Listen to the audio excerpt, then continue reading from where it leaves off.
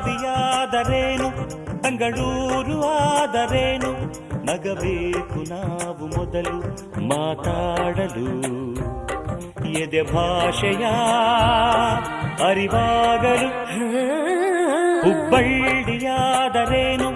ಭದ್ರಾವತಿಯಾದರೇನು ಬೆರಿಬೇಕು ನಾವು ಮೊದಲು ನಲಿದಾಡಲು ನಾವೆಲ್ಲರೂ ಸರಿ ಹೋಗಲು